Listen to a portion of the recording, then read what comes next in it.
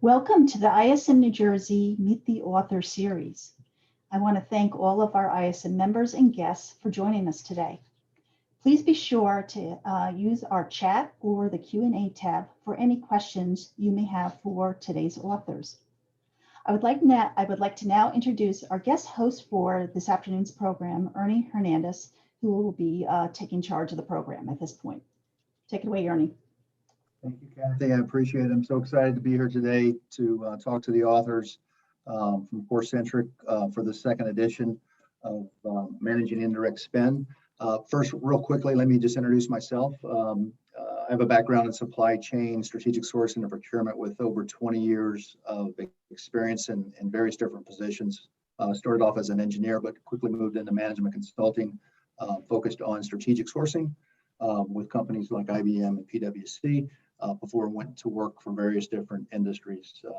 I spent about a third of my career as a management consultant, but the rest of it was in a procurement role, doing strategic sourcing, managing indirect categories for companies, and documenting savings, collaborating with stakeholders, and delivering over 80 million savings. So this book is very, very dear to my heart. I love the style of writing. Had a great read of it so far, and I'm looking forward to getting the hard copy and reading it so I can highlight it and things like that. I read the Kindle version, so it was pretty good. And I'm so excited to speak to the authors. We have all four of them here with us today. Before I go to the authors, just give you guys a quick overview. They had published this book over 10 years ago. Managing Indirect Spend, and now this is the second edition. So we have a lot of new material.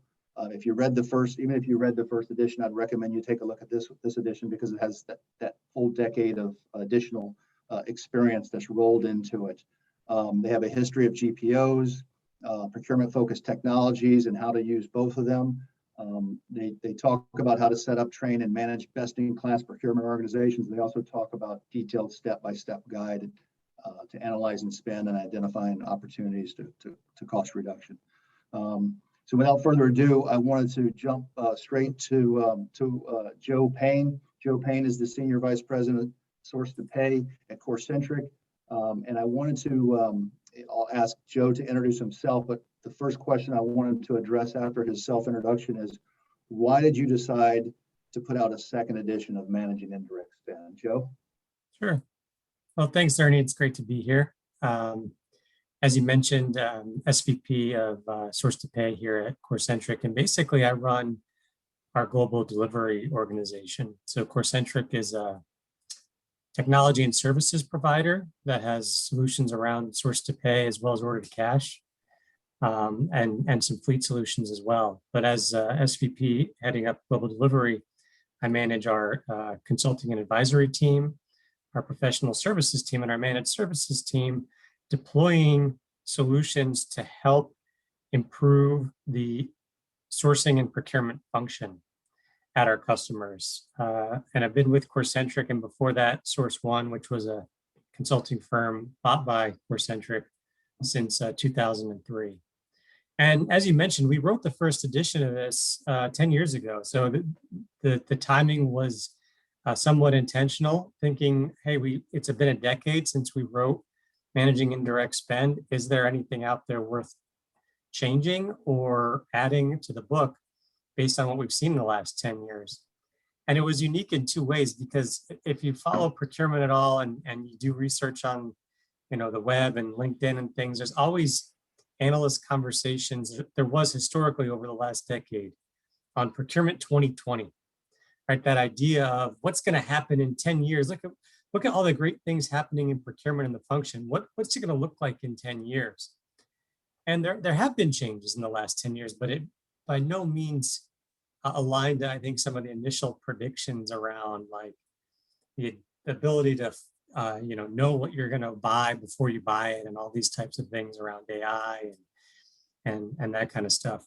So anyway, why did we write the second edition of the book? It was, we started 10 years ago with explaining what strategic sourcing and procurement was. Back then, even a lot of organizations, particularly as it related to indirect, they didn't have a centralized or center-led function. They were still being educated on the value and the rationale for making those types of changes. And the book reflected that. And 10 years later, we're in a much different situation. We have a lot more companies that have centralized the indirect procurement function. They have built and invested in teams and technology. And now, funny enough, the struggle is around, what do we do next? How do we get to best in class? How do we go from where we're at, in terms of the perception of procurement within the organization being seen maybe as too tactical, or not getting the right adoption or value from technology investments, or just having the right capabilities from a team perspective to handle the diverse types of projects you can get involved with when you're supporting indirect spend at a large organization. And so we wanted to make updates to the book to go beyond the basics and get really more foundational around how to get from where you are today to best in class. You're on mute, Ernie. Thanks, I appreciate it. Thanks, Jim. It's fascinating to think about what happened in the last 10 years. You're right. I mean, most of the best of breed tools, technology that's out there today did not exist before. And then there's the new concepts that are out there that are part of some of these technologies. You mentioned AI, blockchain, machine learning, all these things a lot of things developed in the last 10 years. So it makes complete sense. Moving on to Bill Dorn. Bill Dorn's the Vice President of Strategy, Upstream Product Management at CoreCentric as well. First question I have for Bill, and again, I'll ask Bill to do his self-introduction, but the first question I have for Bill is, should companies look for best in breed tech solutions or this full suite solution concept? Thanks, Ernie, and thanks for having us on. I'm Bill Dorn, VP of Strategy at CoreCentric.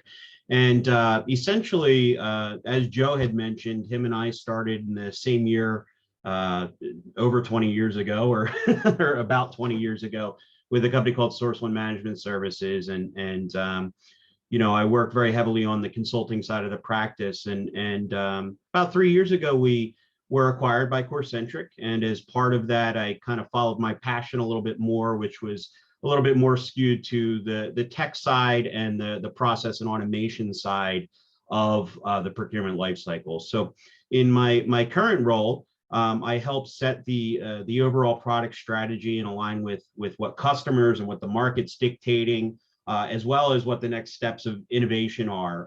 So kind of to Joe's point, it's interesting that here we are 7 years or so when I took this role, after we were making predictions and everybody else was making predictions about RPA, robotics, AI, and everything else. And while there's been pieces of that have hit the market, it's still just an arm's length away in many cases, right? A lot of these technologies and stuff are still immature, in pilot modes, or at least not comprehensive enough that they're approachable from a financial perspective for many businesses.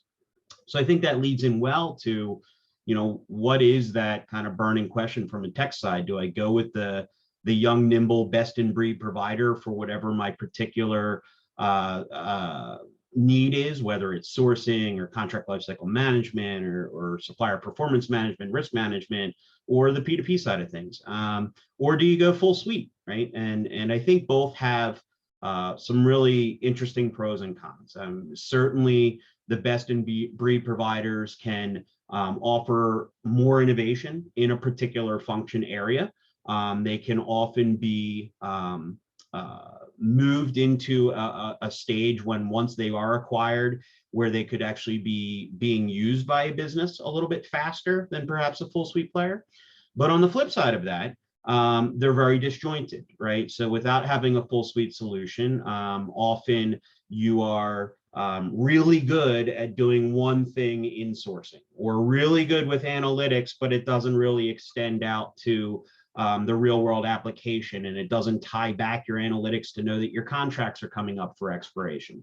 So I think there's a hybrid, which is probably where a lot of companies are starting to move to, where you can get a full suite platform, but you don't have to buy every single module within the full suite platform. But you need some sort of backbone or underpinning that makes integrations and makes it more nimble for your business collectively to pick one or many tools to support your individual needs. So it's not uncommon for best in breed providers to live alongside other best in breed providers, even within the same product function. You know, your fleet and logistics providers might need a really robust optimization engine for strategic sourcing, yeah, when they're managing 3PL and everything else. On the flip side of it, a marketing team might be just running a recurring event every Monday morning on some print materials, and that's a very simple solution. So I think it's about really understanding the future level of effort of getting all these systems to talk together, and how you're going to collectively be able to leverage the information and the efficiencies out of these systems. And that's often under or overlooked as companies go forward with a technology selection. They just look at the widget or the cool feature or function or where it stands in the Magic Quadrant. And they often lose sight of the real costs to operate and to integrate all those technology stacks, and then more importantly, to make sure their teams are compliant with using them. Thanks, Bill. Agree 100%. I mean, you mentioned a couple of the specialized solution sets, transportation, TMS. Those things are so specialized nowadays. It's kind of hard to find a full suite. They do have full suite ERPs that deal with that, but agree with everything you said. I want to move to our third author. Jen Ulrich is a senior director advisory at CoreCentric. The first question, Jen, after your self-introduction, please. If you would answer this: when designing your procurement organization, what do you recommend paying most attention to? This is a question very, very dear to my heart. Jen? Thanks, Ernie. So yes, Jen Ulrich, and I've been in the procurement space for, I guess, a little over 15 years, more specifically in consulting for about 12 years. And right now I lead the advisory team pretty much across the source to settle lifecycle in terms of helping organizations to elevate the role of procurement and finance, kind of you name it, with process streamlining, helping with technology implementations, org structure, et cetera. So oftentimes we work with organizations that have no procurement at all or are in the early phases of designing their procurement function. So we help them to do that. And what I recommend is, I kind of phrase it in the what do you want to be when you grow up kind of concept, right? So starting with that end state vision of what you want procurement to be someday and working backwards from there. So starting to build a plan against that vision, I think, is really critical, because having a vision without a plan is almost like buying a Maserati and then not putting gas in it, right? So you need to have those two pieces kind of coupled together. And then I think what that'll do is then help to fuel all the other aspects of that procurement function, like designing the right structure. Is it center-led or centralized, or, what is the right model for your type of organization, your industry, and what's going to happen over time in terms of the culture. And then you can kind of design from there around the processes, the technology components, and build your roadmap to get to that end state vision over time.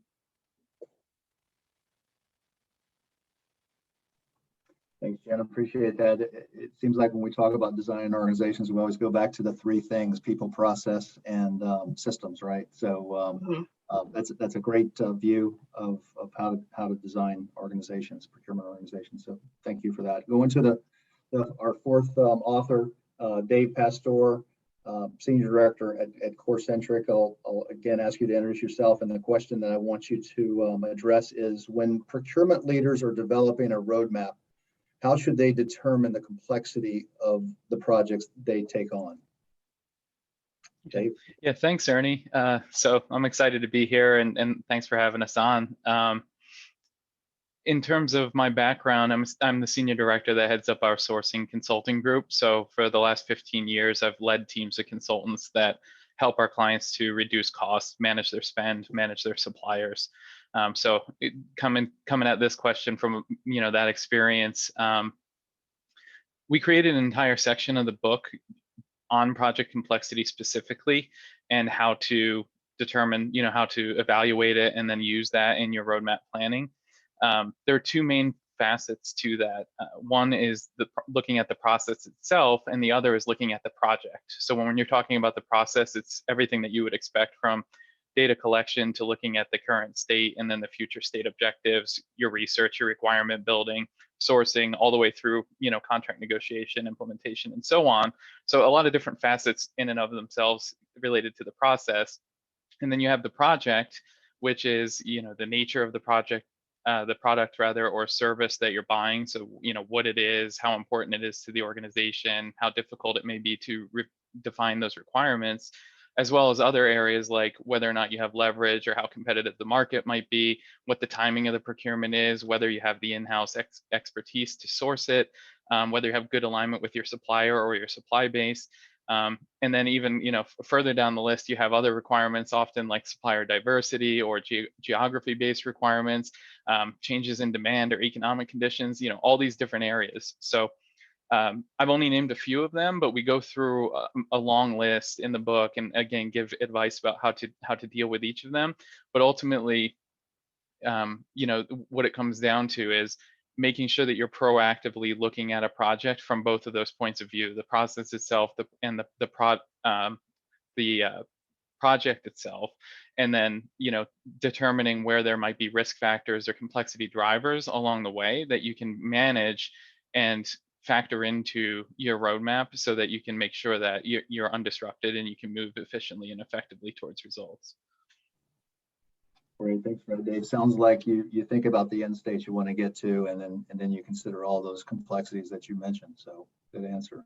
I wanted to just remind all the attendees that if you have questions that you want to ask, please just pop in the comments, and we'll be looking at those and be happy to use your questions. But I want to go back to Joe now, and Joe, you mentioned it in your initial comments, but I wanted to kind of do I don't know if you want to call it a deep dive, but if you want to give specific examples of what has been the biggest changes in procurement, and on the flip side, what has stayed the same in these 10 years that have passed since the first edition, since you published the second edition. Sure. Yeah, if I think back and at what has changed, I would say there's a couple of things that are substantially different. And this is particular to indirect spend. I'd say today technology is a much bigger enabler than it was 10 years ago. And that, back then tech was probably a nice to have feature, versus now it's virtually mandatory to support an indirect function, whether it's spend analytics, which is kind of the starting point for any indirect function, to contract management, or even full procure to pay with catalog management in it. These things create a level of visibility and proactivity to manage spend in an area where you always struggle with visibility and compliance and being able to put the right controls in place. So we're seeing that, and we're seeing companies get smarter about technology. And I also think that another major change, and I kind of alluded to this earlier, is the maturity of the function as it relates to indirect, where, before 10 years ago, a lot of companies were still establishing that indirect function. And that's still true today.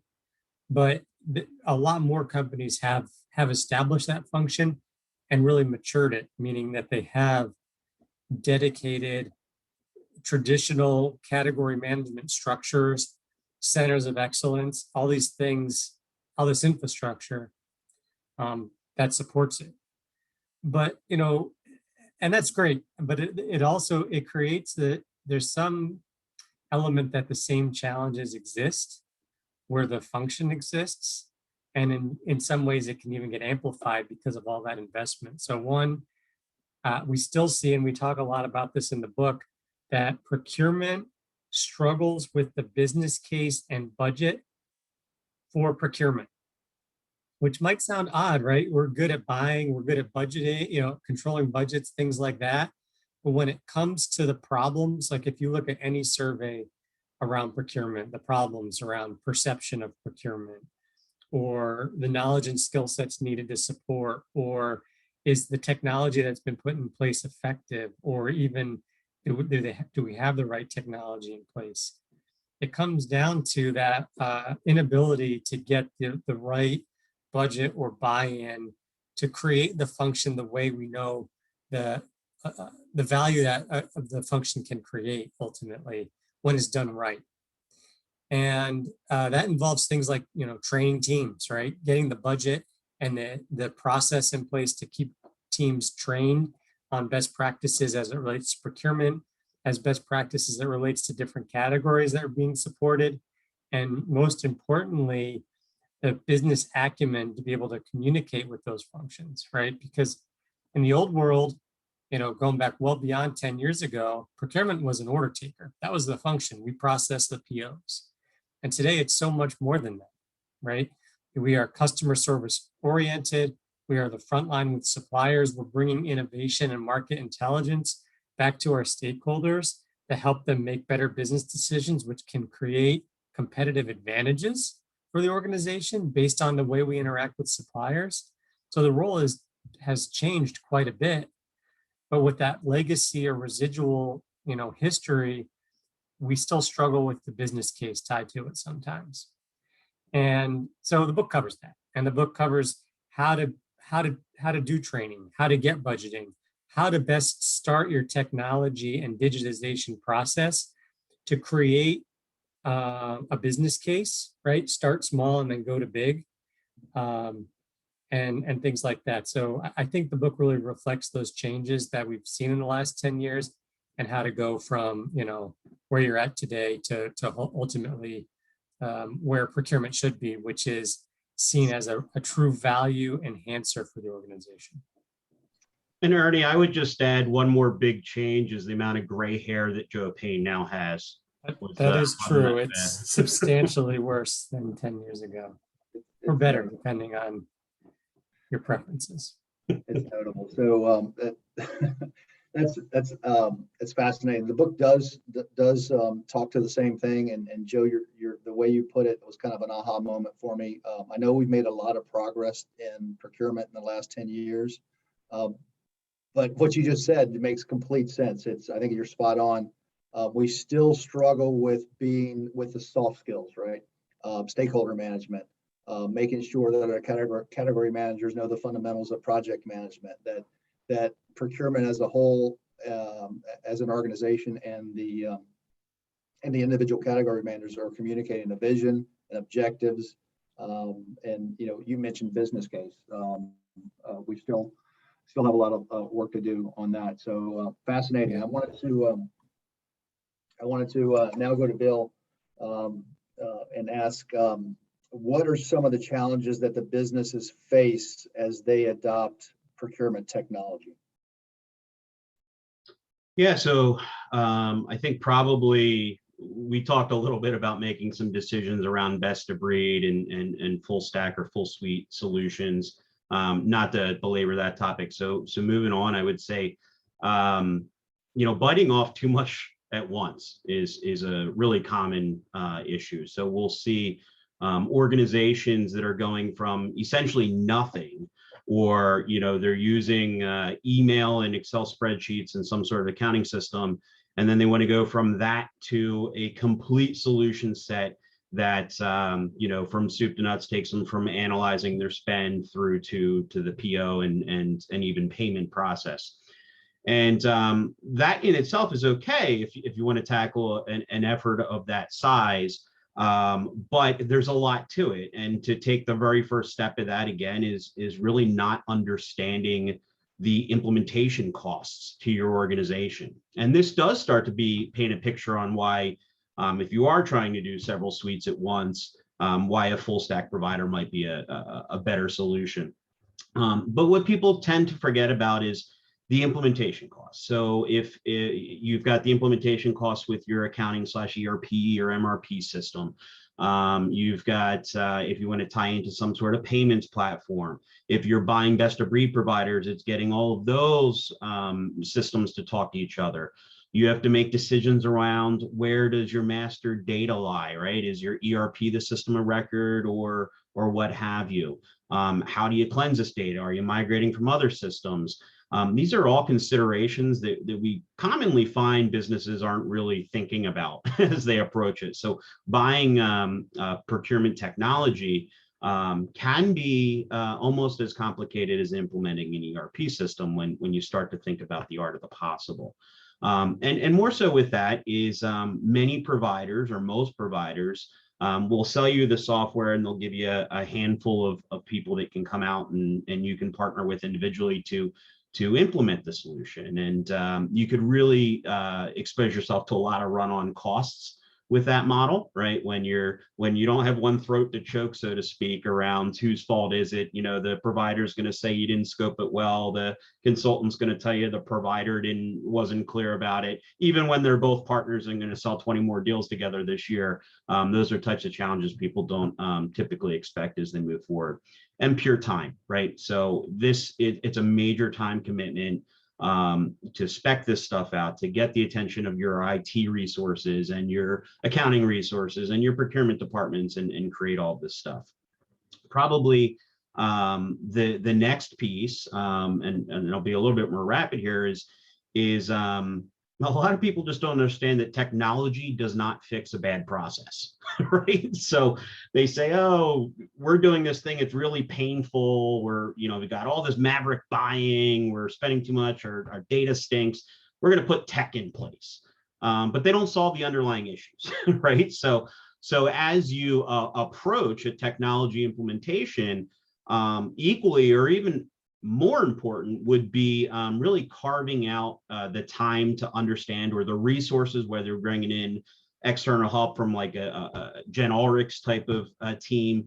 You have to really understand what's the best practices for work processes, how do workflows move, what are the buying thresholds or limits or permissions that I want to set up within my organization when a transaction is being routed for approval or rejection. What are the alerts that make sense to my business from a KPI perspective, so that I'm not getting so many emails from a system that I just ignore them all, right? What are the flags that should say, hey, it's time to actually spend a little bit more attention here? So, those things, the software all supports that, but the software out of the box, anybody's software out of the box doesn't solve those things for you. You have to be very, very thoughtful. And then finally, I would say that the biggest thing is compliance, right? So even if you've made it through that journey, or you've just selected one small thing and you got that up and running really quickly, how are you really ensuring that people aren't end-arounding the processes that have been put in place? Or more importantly, just that they've been trained properly, and as the technology evolves itself, everybody's moving to cloud-based systems, and us on the other side of the equation, we're always putting new feature functionality out in place. How do you make sure that your team's in sync so they can take advantage of that new tech? Often people fall in a routine, click, click, click. That's what I do every day, day in and day out. And there might be a better way of doing something within what they've already purchased. So compliance, training, those sort of things are really important. And again, start with a wide net, right? And over time, as you get better as an organization, you start to tighten the controls, right? So maybe in the beginning, $100,000 is your buying threshold. Anybody doesn't have to run an RFP, under that amount. And then over time, as you get more sophisticated, it becomes 90,000, 50,000, 25,000, and you can start to push into managing your tail spend and everything else. But just don't try and tackle, especially if you're going at it just as an internal organization, don't try and tackle too much at once. Yeah, I like that approach, the crawl, walk, run approach to process improvement, right? And I particularly like your comment about tech doesn't solve your bad process. You implement some technology, but your process is doing stupid things. Now you're going to do stupid things really quickly, right? Exactly. So I just want to remind the attendees, if you have any questions that you are particularly interested in, please just drop those in the chat. We'll be looking at that, and we'll jump to those questions when we can. I wanted to go to Jen again for a follow-up question. We often hear how procurement can fall behind the rest of the organization as it evolves. So my question is, how can we ensure that procurement matures along with its peers in the organization? Sure. So I think some of this has to actually go back to what Joe was just saying around the evolution of the role of procurement. And as I mentioned before, when you craft that end state vision and you have sort of this future look of what you want the function to look like, it's understanding that it's not going to get there overnight. It's about building up to that vision over time and making sure that you're adapting to the culture and the change in the organization over time. That if you're purely transactional when you start or non-existent, you have to understand you can't go full speed to strategic partner in the business overnight, like I said, and get the support and the trust of the business. You have to do it slowly and move along with the change culture of the organization. So along with what Bill was actually just saying too, it's all about change management. Everything that we're doing here in terms of evolving over time and building the procurement function, whether it's the people, processes, tools, and technology, or whatever you're dealing with within there, it's about doing it at the right pace so that you can be successful and taking your time. And again, as you talked about with those 3 components of procurement, we actually expand them here in our philosophy to 5 kind of components, which is that role of procurement that sits above everything else because it drives everything else. If can have the most streamlined processes, the best talent in the industry and the best of breed technology, but who cares if nobody understands how to leverage procurement, right? In that role of procurement, and then being able to demonstrate that over time with your metrics and reporting is a sort of foundation of all of that. Is that once you build all of these things up, how do you show the ROI that Joe was talking about by having the right metrics and communicating that to the business? So these are all ways that as you grow as a procurement function along with the business and the business grows over time, that you can make sure that that plan is moving along with the rest of the business and you're incorporating stakeholder feedback, supplier feedback, and executive feedback into that model. Great, thanks, Jen. I wanted to go back to your first comment. You talked about end state vision. You're talking about the procurement vision, or you're talking about the overarching business vision? Sure. So it's actually the procurement vision. So that, like I said, like that, what do you want to be when you grow up? What do you want procurement to look like, and designing that whole vision? It should align with the overall organization and where that's going as well. So you don't want to do it too siloed, right? You don't want to build something that's not going to fit at all within the organization and what the organization is trying to achieve objectively as well. Fantastic. Very good. I want to go back to Dave. Talk a little bit about project complexity. I wanted to understand why that project complexity is important for procurement leaders to consider before taking on projects, and how should they manage that complexity? Yeah, so understanding and proactively managing a project based on the evaluation of its complexity can be the difference between, an efficient process that leads quickly to a result and one that might be slow or disrupted or might fall completely short of your objectives. So if procurement leaders don't proactively identify areas where there may be complexity in their projects, they may not understand the consequences of that until they run into them. And at that point, the process or the project might already be compromised, or there might already be advantages that you've foregone. So even for familiar categories where projects might be something that you would have a good intuition about, they might still have more complexity than you would have otherwise anticipated or expected when you start to get involved in the sourcing process, or when you start to look at that project as part of a bigger picture. So looking at every single project and prioritizing based on complexity helps you to understand where those different projects will sit in the roadmap, and it will also allow you to allocate resources effectively to them. So I think it's easiest to kind of look at that as kind of the spectrum, right? So if you look at low complexity projects, they're usually pretty easy to optimize in terms of the results that you should expect for the efforts that you're putting into them. There's a lack of ambiguity to them so that you can reliably kind of situate them in your roadmap, and that will ultimately allow you a little bit more flexibility in your planning for your higher complexity projects. So if you look over at the other end of the spectrum at those higher complexity projects, maintaining an awareness of what may drive complexity in each of those, evaluating it carefully, and then addressing it in your planning, make sure that you won't get caught off guard, because ultimately getting caught off guard is the only situation in which complexity, can be, most disruptive. So as long as you can anticipate it and that you can address it, you'll be able to, effectively roadmap, allocate resources, and, realize your plan. And again, I think it's one of the biggest risk factors in all of this is just taking for granted, we've done this before, or we're familiar with this category, we have expertise here. I think this exercise needs to be done universally, no matter how tactical or strategic a project may be, how familiar or unfamiliar it may be. It's a critical exercise for all procurement leaders when they're developing their roadmap. Appreciate that, David. And this is an important topic, so I wanted to circle back and so it's more meaningful to our attendees. Can you give us some examples of project risk or a specific project that has a risk, and maybe talk about what types of risks you can mitigate or solve? And then what types of risks do you see as the most dangerous, and from a cost or business continuity perspective?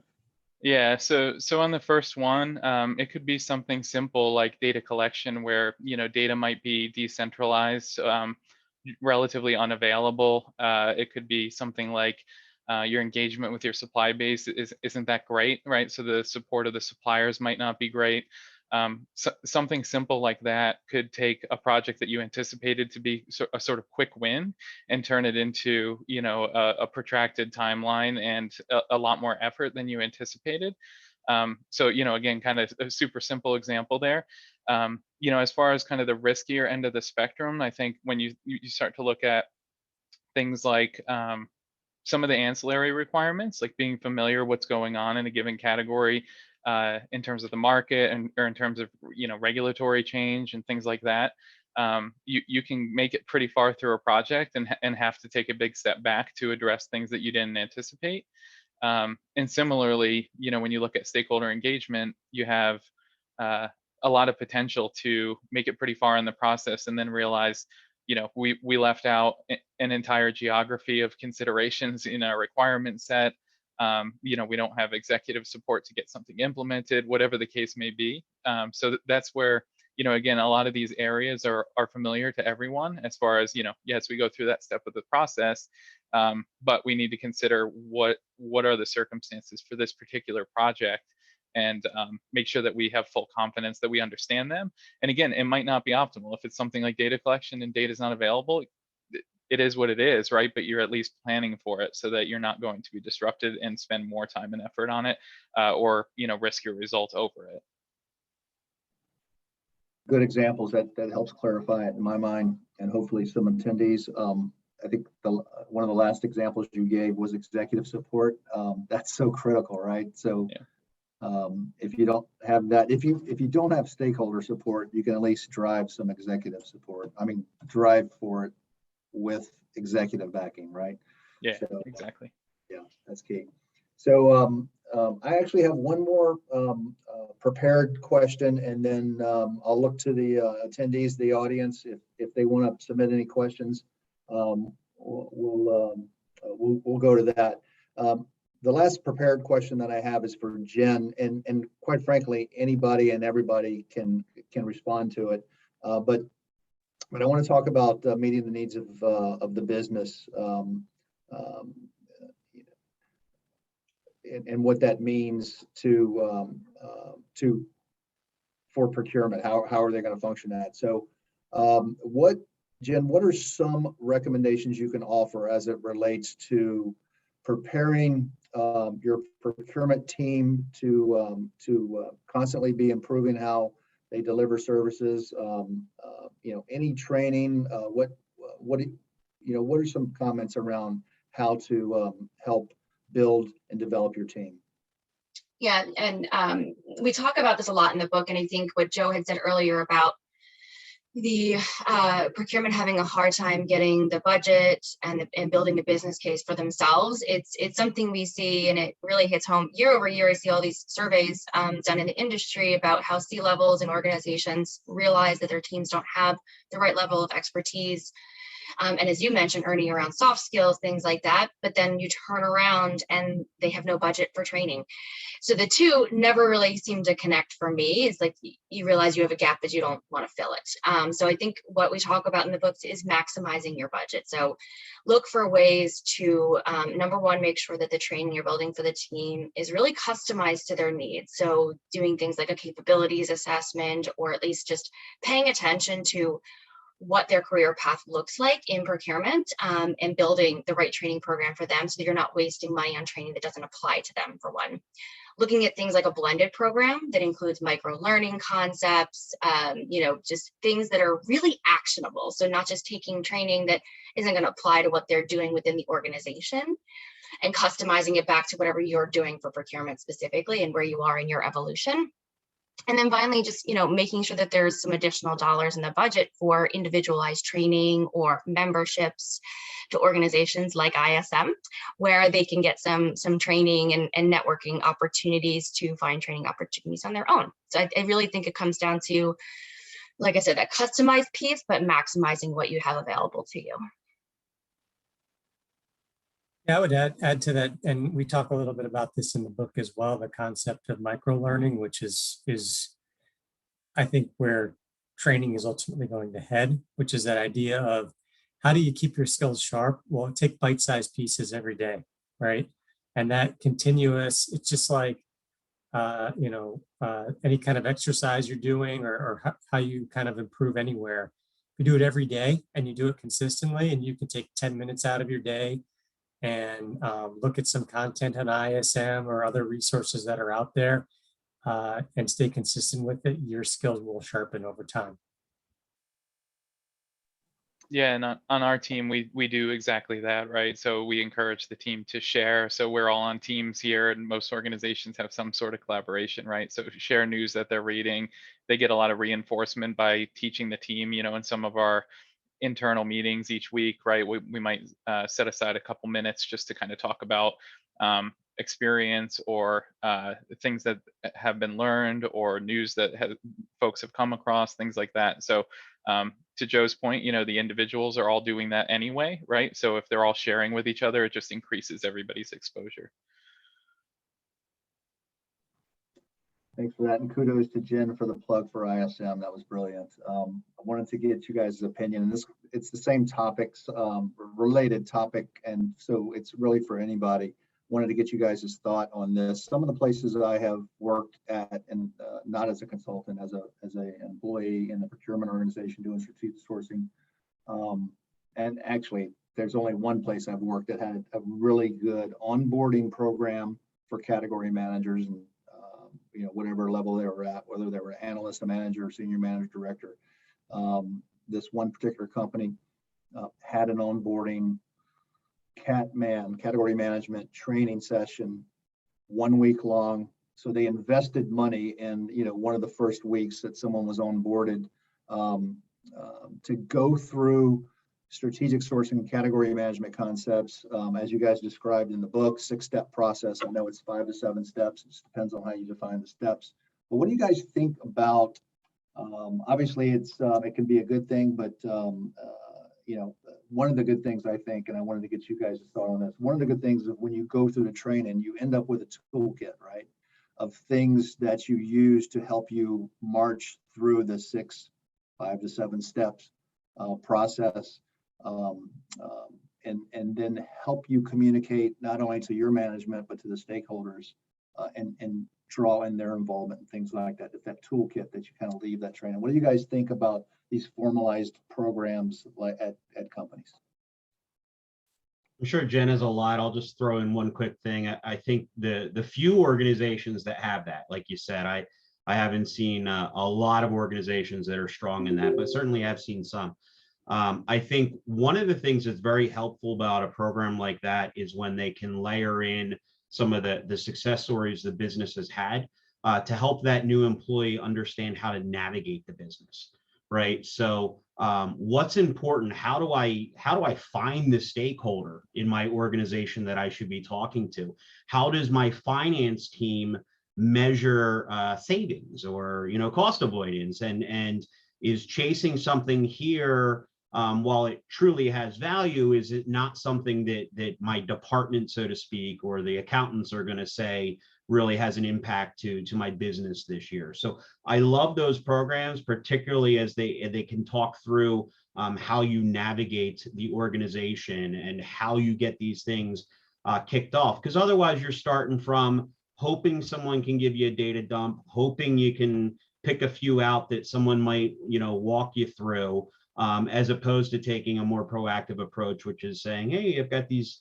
key items that they haven't been touched in a while. Let me go meet with the head of marketing and understand, what are their pain points? What are they looking at as big picture items this year and everything else? I think just that navigation, particularly right now, when a lot of businesses are still remote largely, it's very, very challenging just to connect those two dots. Yeah, I would agree. I think my only first reaction to what you said, Ernie, about that particular program was the first week that you're starting, or early on in your position. I mean, how often do you start a new job and you just get overloaded with information and training and you don't remember any of it a month later? So I think it's really important, to Bill's point, is to blend that with on-the-job training and navigation of the organization itself. Is just kind of breaking it down over a little bit, even if it's 4 to 6 weeks, breaking that down a little bit so that you can kind of absorb it in bite-sized pieces, and not quite some micro learning, but maybe 1 day a week, right?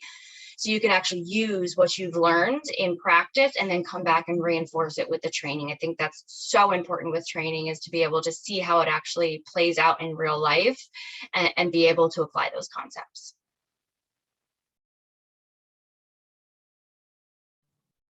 Okay, thanks for that, Jen. And I agree with everything you guys said. There's no need for me to repeat that. That we do.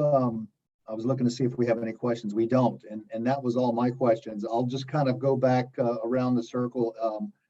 Any key takeaways that you want to make sure your readers of your book are going to walk away from? I'll start with Joe. I think we covered a lot of the things I wanted to cover today, but I would just say, if you're looking to enhance the value of procurement at your organization, if you're struggling getting to the next level, if there's a perception of procurement issue, I would definitely recommend reading this, because it's going to help you kind of get to that next level. Thanks, John. Appreciate it. Go to Bill. Any closing comments? Well, I think I'll also, well, I'd love to just say, check out the links in the chat here for where you can find the book. I think the reality is, hopefully a lot of the attendees on this call are already ISM members, but really the ISM is much more than just publications and research, right? It's really an opportunity, particularly as we start to get back together in real life. It's such a great opportunity to talk to your peers in other organizations about how they solved particular challenges. It's why we're talking with Ernie here today. It's great to build these networks out, and it's absolutely incredible how you can get some quick references or quick answers to things that you might just be stumped on, or things that you need to move very, very quickly on, just by building these networks. And the ISM, it doesn't really get any more specifically poignant than that organization for what we live and breathe every day. Thanks, Bill. Jen, any closing comments? Not really too much to add. I think this was a great conversation today. I do appreciate you taking the time to work with us, and I think I really hope people enjoy the book. It does seem like a long book, but I promise it's an easy read. It is. I can vouch for that. It is. It's a easy read, but don't let that fool you. It's got some really good. It's a good framework. I highly recommend it. Final comments from Dave. I would just echo most of what Joe said. I think that the book does provide a lot of guidance on enhancing the value of procurement, but there's also a lot of great information on the fundamentals, which are good for newer folks within the procurement world, but also are worth reviewing from time to time, no matter what your experience level is. So definitely encourage everybody to check it out. And thanks for having us on. Fantastic. Really appreciate it. Enjoyed the book. Look forward to reading it again. Joe, Jennifer, Bill, Dave, thank you so much for your time. Kathy, thank you for setting this up. It's been enjoyable. I'll turn it back over to you. Oh, thank you so much. This was a great conversation today, and I really appreciate all of you coming in and presenting us today. I want to do a special thank you to Bill, Jennifer, Dave, Joe, and to you, Ernie, for facilitating this conversation today. I also want to thank all of our attendees that were able to join us today, and we are recording this, so we will be posting this on LinkedIn and on our website as well. So I want to just do a shout out again to everybody. Thank you for joining us, and have a wonderful day. Bye-bye, everybody. Bye-bye.